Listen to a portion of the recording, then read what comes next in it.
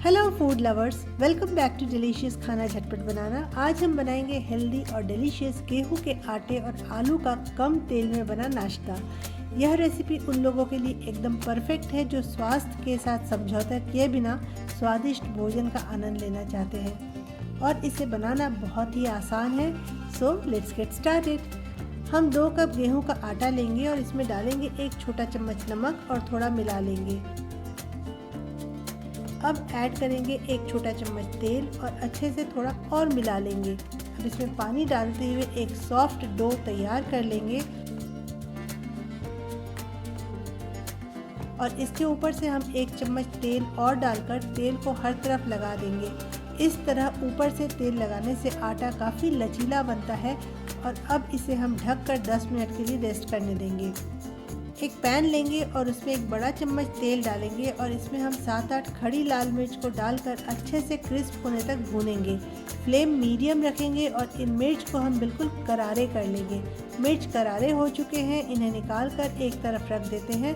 अब इसी तेल में हम डालेंगे 2 बड़े प्याज को स्लाइस करके और इसे चलाते हुए हमें हल्का गोल्डन कलर के होने तक भून लेना है। प्याज अब हल्के गोल्डन कलर के हो चुके हैं, इन्हें भी हम उतार कर रख लेते हैं।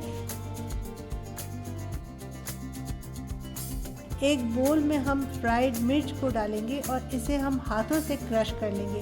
अगर मिर्च ज़्यादा तीखी हुई तो हाथों में जलन हो सकता है, इसलिए आप ग्लव्स या चम्मच यूज़ करके ही इन्हें क्रश कीजिए। और 2 आलू को मैंने पहले ही उबाल कर छील कर रखे थे, इन्हें भी इस बोल में डाल देते हैं और आलूओं को हम अच्छे से मैश कर लेंगे। आलू को हमें अच्छे से मैश करना है ताकि इसमें कोई भी गांठ या चंक ना रहे। अब इसमें हम भुने हुए प्याज को भी ऐड करेंगे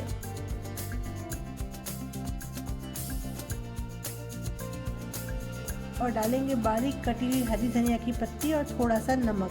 सारी चीज़ों को अच्छे से मिला लेंगे और इसे अब हम किनारे रख देते हैं। आटा भी रेस्ट करते हुए 10 मिनट हो चुका है, तो इसे हम खोलकर अच्छे से गूंथ लेते हैं, मसल लेते हैं।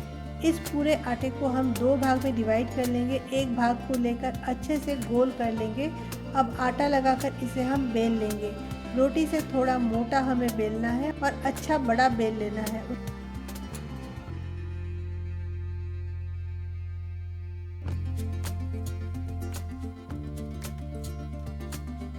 उसके बाद एक कटोरे से गोल गोल काट लेंगे तो 4 गोल टुकड़े निकले हैं, ऑलमोस्ट पूरी के साइज के हैं। यह गोल छोटी छोटी रोटी जैसा है।